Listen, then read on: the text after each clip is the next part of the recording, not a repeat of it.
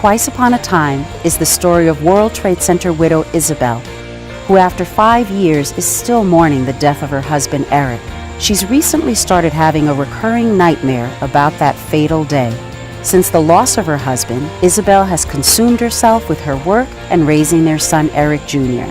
But as we all know, children grow up, and now Eric is off to college, leaving Isabel with an empty nest. Isabel's friends, somewhat concerned about her, decide it's time for a playful intervention, and they persuade her to join an online dating site. But things are not always what they seem.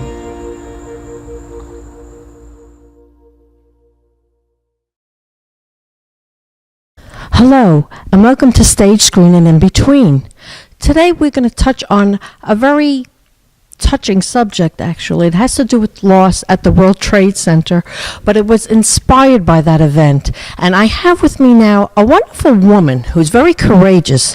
Her name is Iliana Guibert, and she lost her husband in the World Trade Center, but she moved on through her grief, and she wrote and is the lead actress in a very hot new movie called Twice Upon a Time. Ileana, thank you so much for welcoming me into your home. Well, thank you. Thank you for having me.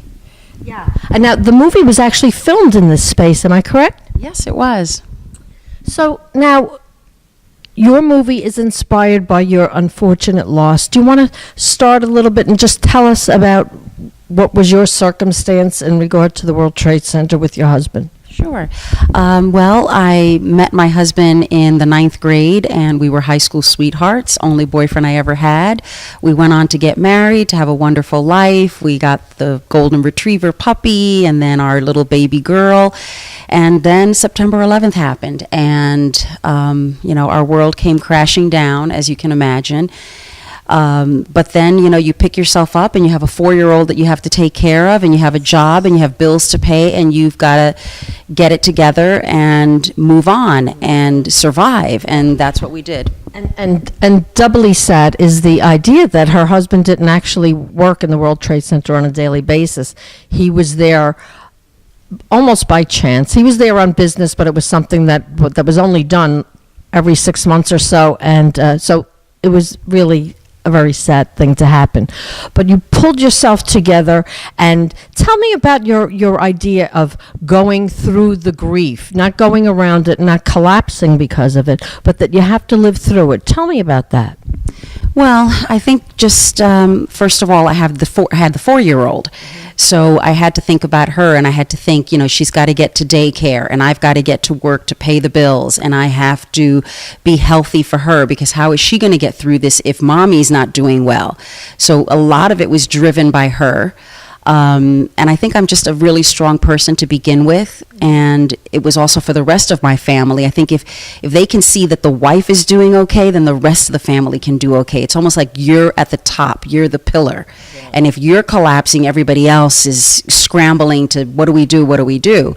Now, I know that this movie was inspired by your experience, but in the movie you suffer from nightmares. It's part of the plot of the movie.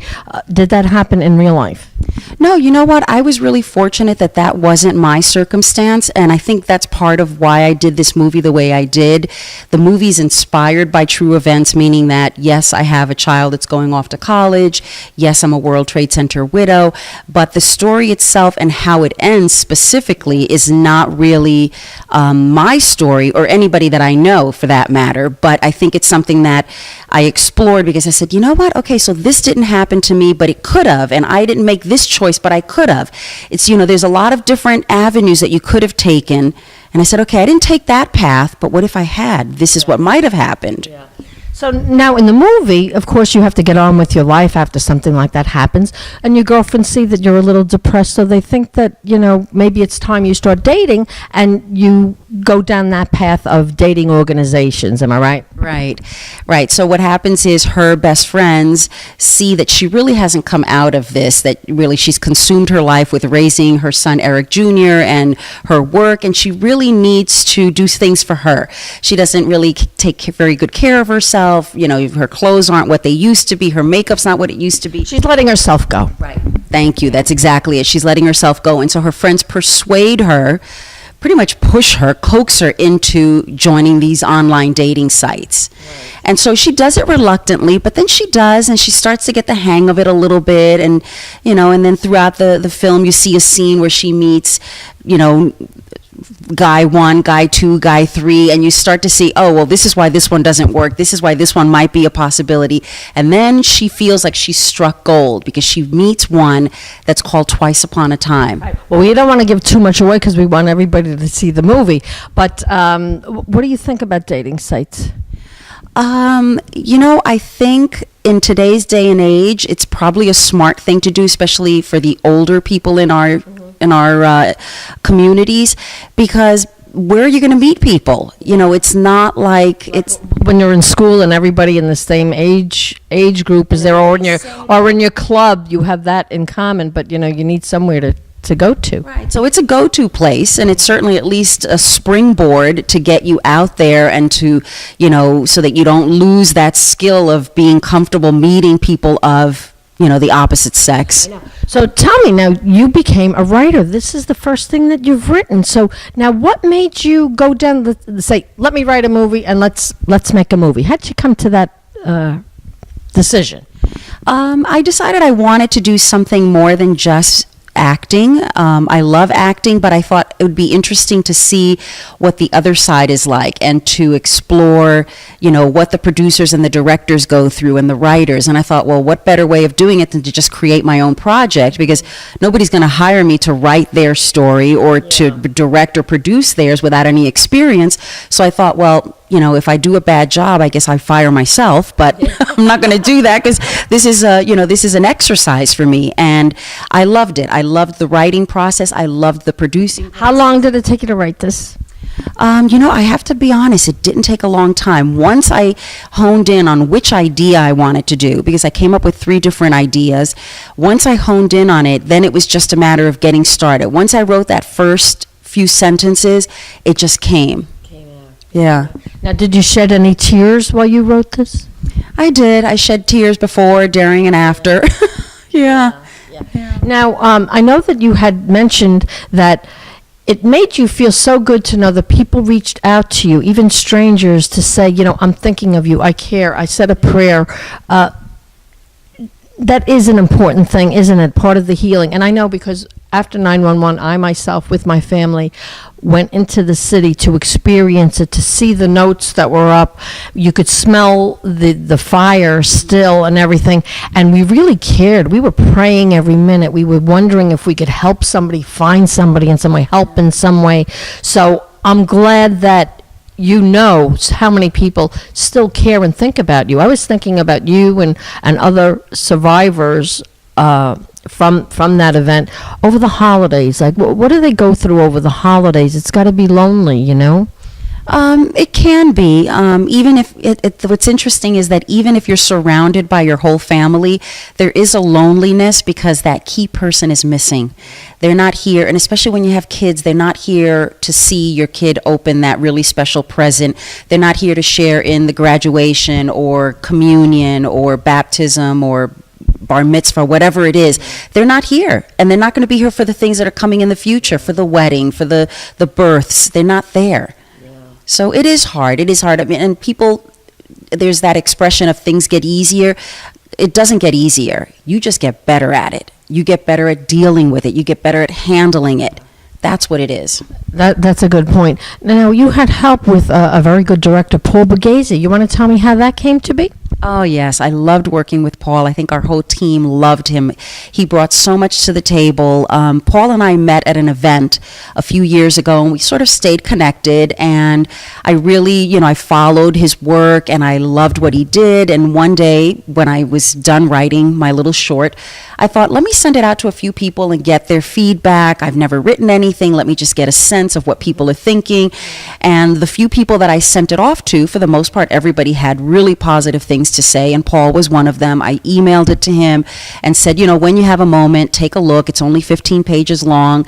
And it was 2:00 in the morning. He sends an email and says, I love it. Can I direct it? And I thought, I wasn't even approaching him for that, but wow, this is fabulous. That's a great vote of confidence, isn't it? Yeah, it was, and I was thrilled to have him on board, and So now, how long did it take to shoot this? it just took us 3 days, but 3 very, very organized and really, really well planned out days, yes.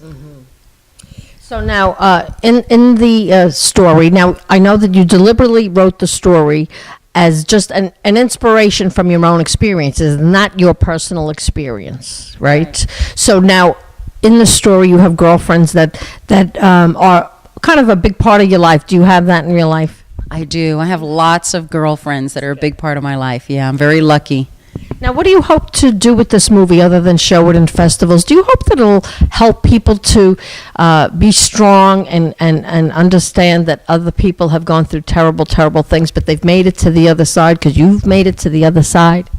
Yeah, I do. This is definitely beyond, a writing experience for me or a producing experience, and even beyond the festivals. For me, my next step is now to find organizations that could benefit from this short film, that it can be a springboard for conversation about grieving, about depression, about death, and really about the grieving process, that we really need to go through it versus going around it or under it or over it, about going through it, right? Yeah, don't be ashamed, don't be afraid to cry, and live out your grief, and you especially, because you actually spoke to your husband right before you never spoke to him again, so you were living that moment with him when he was in the building. He got to make one call out to her, and you were able to tell him a few things about what was going on in the outside world, right? Actually, he told me more than I told him. He's the one that told me when I kept saying, you guys are coming home tonight. He's telling me that they're trapped in a conference room they can't get out of. And I asked who he's with. I knew he was with a group of the guys that he worked with, but I didn't know specifically who. So I asked him. He told me. And I just kept telling him, you guys are getting out of there. You guys are so tenacious. And you guys are, and that's when he broke the news to me, telling me, Ileana, you don't understand. There are people jumping from the floors above us. And that was really where that changed everything for me, because I didn't even know that. We had a TV in our office, but I really wasn't watching it. For me, it was more about trying to get a hold of him. I kept calling, and then the phone was ringing off the hook because everybody was calling me, wondering, hey, how's everything going? Is everybody okay? Nobody knew that he was working in the building that day except me, that he was in a meeting that day. So it was really unexpected when they found out that he was gone, because he was not supposed to be there. Right. I even had a call from his stepfather saying, Thomas's building is fine, because they all knew where he worked. And they're all telling me, and it's a few blocks away, his building's fine. And that's when I have to tell them, okay, his building's fine, but he's not in that building. He's at the World Trade today. And because he didn't go there often, I didn't know which building. I didn't know if it was Tower 1, Tower 2. I didn't know which building he was in. In any event, they both went down. But getting back to the movie, Ileana, at the very beginning of the movie is the funeral scene, and you see that you are surrounded by Marines. Do you want to tell me something about what this flag has to do in connection to those Marines? Well, this is the actual flag that was presented to Caitlin and I after 9/11, and I thought it would be nice and important for it to be a part of the film, especially that opening shot, and I specifically wanted real, actual Marines to handle this flag, and I was really blessed and lucky to not only have one actual Marine, but we got 4, so it's really my favorite scene. It has no dialogue, and yet it's touching, it's moving. It's my favorite scene. I'm very proud of that scene. Yes. It has a lot of impact.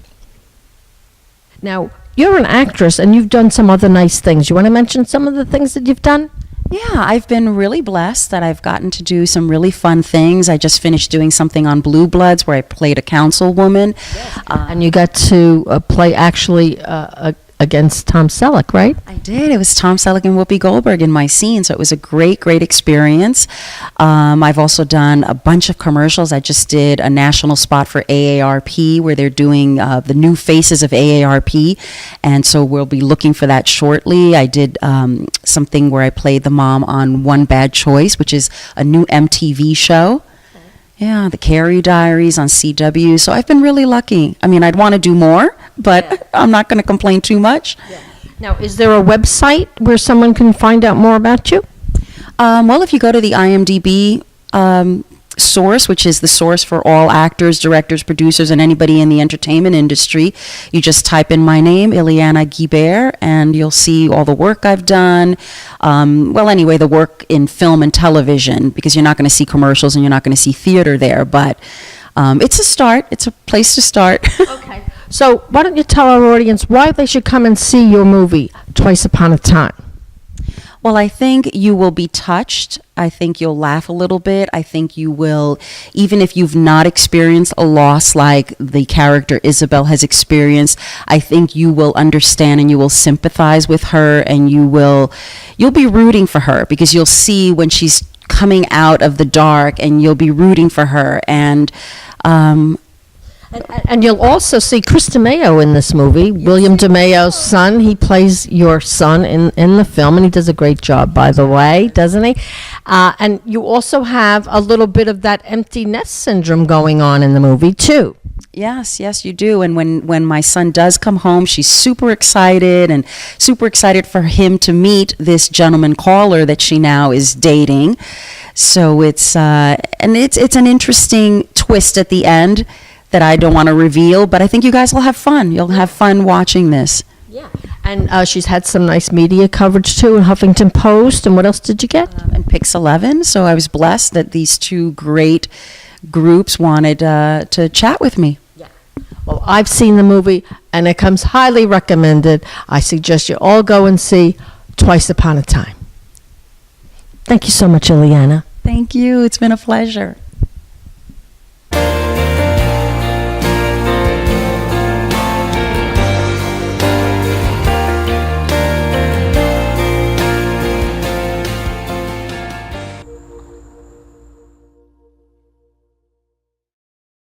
I'm here now with the director of Twice Upon a Time, Paul Borghese. Paul, Twice Upon a Time is a very interesting movie. It brings you back in time to the sad events of 9/11, but it moves on further into what happens to people afterwards. Don't you think? Well, I think that's what Ileana was trying to convey through the film itself, is the after effects of the tragedy. So, you know, a lot of us who were not personally connected to it or to the people that were killed, we've moved on with our lives. Of course, we all hate that the face of New York City has been changed. We hate that when we go to the airports that we're delayed.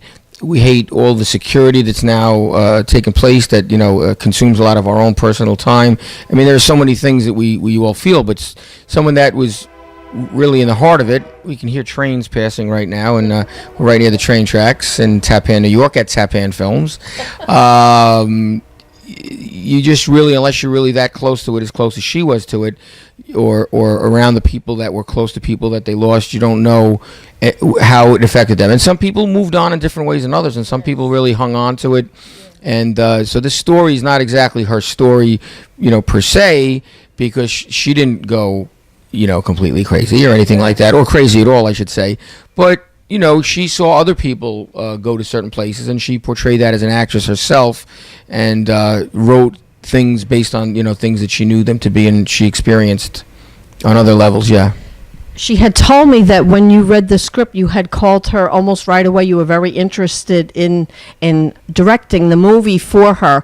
And I'm wondering, as you wrote the story, did you envision how you might shoot it? Because the opening scene where you creep around stone to what is going on the other side of the stone, I found that very interesting. Right away, it captured my attention. Did you, was that your idea? Well, I'm a director, so it would be my idea, and that's what I really need to do, is as the director, is to try to help the writer with what their vision is, and, you know, bring the pages to life, you know, with my own stylized way of doing it. So it wasn't written like that. Actually, the opening funeral scene was written like a funeral. and I felt like we needed to do something to make it more dramatic, or not that a funeral isn't dramatic in itself, but to make it more stylistically dramatic and within a short period of time, because it was a short film. So I did something different in the funeral scene than was originally written, and Ileana loved it. So we went with something, we actually shot it a few different ways and experimented, and I wound up going with, without giving away how the movie opens, with what it is that we did that you're talking about. Yeah. Well, we mentioned that because it was very important to her that she had the flag that was given to her when her husband had died, and also that there were real Marines in the opening scene. So we do know that. So now also she told me that you shot this in 3 days. Did you find that a very tight schedule for you? Yes, 3 days goes by very fast. Fortunately, we were able to shoot much of it in Ileana's home, with also an exterior shot of one of the homes that was right on her block, and then there was the cemetery. Yeah. So it was a lot to shoot within 3 days, but the actors were very well prepared. Patricia Stark and Lorraine Ziff. Yeah. And Ileana herself, they were all very prepared. And even the supporting cast.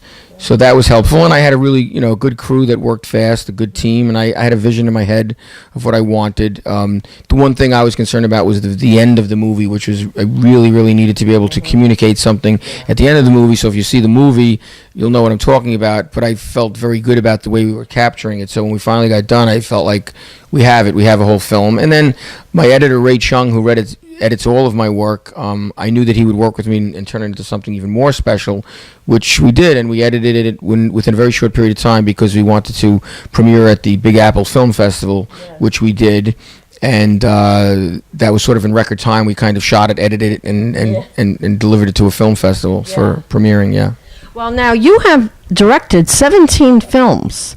Now, how many of them are short films? Do you know? Do you do basically feature films or shorts, or is it an equal combo? Well, I've only directed a few short films. Another one would be Alienated, which starred Vincent Pastore and Louis Vanaria. There's this film, Twice Upon a Time. I also recently directed a film called The Kids Menu, which also stars Vincent Pastore and Mario Macaluso. So there's a number of other ones that I've directed. I've also directed some documentaries, but mostly I direct independent feature films. Now, it was such a sensitive subject matter in a way, did you find that Ileana was upset in some way? Did you find her, thinking back and maybe being a little upset by anything that happened? Or did you feel very touched by things that were brought up? Well, I felt that Ileana was very professional in that she brought to the set and to her character what she needed to. But I think that when there were times where it was emotional, I think she was drawing from maybe previous experiences. For example, even simply the scene where the online dating scene, where she's surfing an online dating site to try to find the right guy, and she breaks down and cries a few times. I felt like it wasn't just her acting. I felt like there were things that she maybe experienced herself, so she was, drawing on that. Yeah. That's why she's a good actress. Yeah, she's a very good actress, and I thought she did a very good role. And we also made this movie to try to, showcase her as an actress. Yes. It just so happened that she wrote it, and also we produced it together. And I helped her with she's the writer, but I helped her with a lot of the writing. There were things, she was very open-minded to a lot of the things that I thought maybe this should be like this and maybe that should be like that. Maybe certain elements of surprise and things that shouldn't be like that. And she was very open-minded, and every time I came up with a suggestion, she's like, "Oh yes, I love that. Oh yes, I love that. Let's do that." So when you work with people that are like that, and you know that you're giving them suggestions because you think it's for the betterment of the project, not because it's your own personal ego, and they're open-minded to it, it makes it that much easier to make a better film. Yeah. Now, do you think that there's a chance of possibly making a feature film with her involved based on the subject? 'Cause actually, I know she didn't want to use her true story, but as she told me her true story, that's very interesting as well. Do you think that might be something you would consider? Well, I mean, if she wanted to get the project off the ground and as a feature film and wanted me to direct it, I absolutely would be interested in directing it. I don't know if that will happen. I don't know if there have been enough 9/11 stories that have been told. There have been quite a few. There are more. There's still to be told. But I absolutely, of course, would be interested in not only working with her again, but directing what she writes, or whether she'd want to co-write it with me. I don't have, the first-hand experience from 9/11, other than I saw the towers go down. I was living in Greenwich Village and watched it from my rooftop, so I did see it all happen. I felt all the days after that in New York City what it was like. Especially when you're a New Yorker, everyone has some kind of a connection to that building, and we all, worldwide, have a connection to the event, So if there's anything that you could do different or add to the movie, what would it be? I don't know if there's anything I could add that I would have added to the movie. I think we've captured everything that was in the script. There were some technical issues that I had to overcome, which I don't think show in the film. I think every director goes through that. There's always something you wish you could have done a little more with. Those are kind of things myself, I think, that I know that if I bring them up, I'm just going to draw attention to them, and someone else is going to say, yeah. And he's smarter than that. So let's go away with this. We recommend the movie. It does have a surprise ending because we already let the cat out of that bag. And do you have it in any other film festivals? Do you have a website for it? Yeah, there is a website for the film, and it would be twiceUponAtime.com, right. I believe. Ileana handles all of that, with the website. We're on Facebook as well. We have a page. And she's right now submitting to a number of different film festivals, so I'm not sure which film festivals we're going to be screened at. It's very hard these days. There are so many film festivals. There are so many submissions, record amount of submissions, and there's so many more short films being made now than ever before, because it's just a vehicle for people to show their work. Yeah.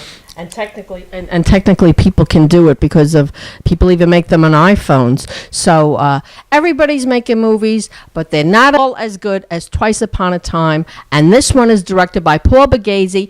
Don't miss it when you see it in a film festival near you. Thank you, Paul. Thank you, Helen.